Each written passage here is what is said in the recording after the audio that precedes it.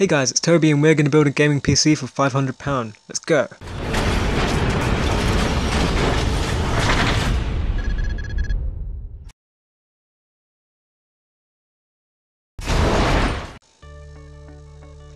Alright, to kick the build off we have an AMD FX 6300. This is AMD's 6-core processor. It's clocked at 3.5 GHz per each core and you can easily turbo boost it up to 4.1. This processor does not include any integrated graphics, so that means we'll need a graphics card, and we'll get onto that later in the build. And as well as that is socket AM3 Plus, which leads us onto the motherboard, which is an ASRock Extreme 4 970 5200 ms. It has support for SLI and Crossfire, and we'll be using AMD graphics cards, so if you're interested in using Crossfire you can get 2 AMD graphics cards and it will work.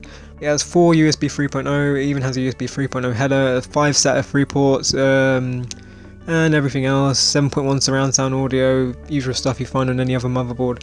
It's cheap, it's affordable, it can support up to the AMD FX 83 8000 series and even the 9000 series, so if you're planning upgrading, you can do that as well with this motherboard, and it's very good to overclock with.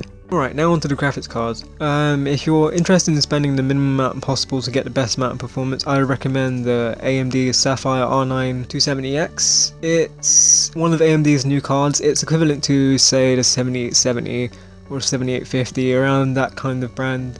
Essentially it's kind of rebadged, but it's smaller architecture, so it's a very fractional amount faster. It's got 2 gigs of GDDR5, which is more than enough to play any game. It can support any game up in high or ultra, even ultra settings, say like Battlefield 3, Battlefield 4, Metro Last Light, any of those games really. Crisis 3, it can probably even max out Crisis 3 and still hold about above 30 frames per second. If you're interested in spending a little bit more, you can get the 7950. It's an XFX Radeon HD 7950. It's got 3 gigs of GDDR5. It's slightly slower clock, but it's much more powerful than the R9 270X, and it's only £20 more, give or take. You should keep an eye on these, as these prices might go down, as the R9 280, which is like AMD's newly released graphics card, that might drag the price of these down. So if you can get these for £150, that's probably a great deal and you should really consider it. Moving on to the RAM, your 8GB of DDR3 at 1600 MHz is probably the way to go here. You can get a lot, and say prices are usually about £60. Sometimes you might find RAM on sale. If you can get it on sale, that's really good. But here we have the G.Skill 8GB DDR3, usual RAM, 2 sticks of 4.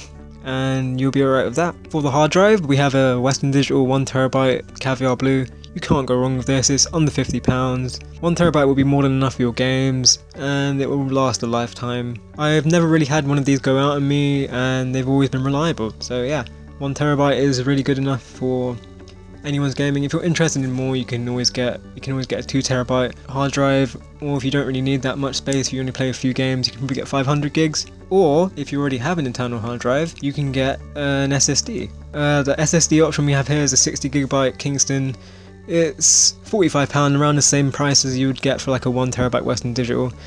It's only 60 gigs though, so I would only recommend this if you actually do have a mechanical hard drive laying around somewhere, or if you can take a mechanical hard drive from one of your old builds. That would probably be the best way to go. Moving on to the power supply, we have a OCZ 550W SZ Series 80 Plus Bronze certified power supply. It's got a 12V rail.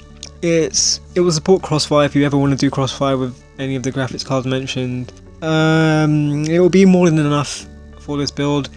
If you're planning on overclocking, I would say you should probably get like a 600W minimum, but 550W is more than enough for this build without even overclocking, just staying at 4.1. Now for the case, you can pretty much use any case you want to, as long as it can support the ATX motherboard we have. Here we have the Antec 1 MIDI tower case. It's really good, it's got 2 USB 3.0 headers, it's made of steel, really roomy, got good airflow. Another option you could take is probably the NZXT Source 210. It's more plasticky, Again, it's got USB 3.0 and it also comes with fans. Both of these cases come with fans, but you can choose which one you want. They're about the same price at around £40. And that's it guys, that's our £500 PC build. If you're interested in any of the build parts or anything, check out the description. Leave us a like if you actually liked the video, if you found it helpful. Leave us some feedback in the comments and subscribe for more. We'll be doing these build guides every month, and yeah, we'll catch you next time. Take care.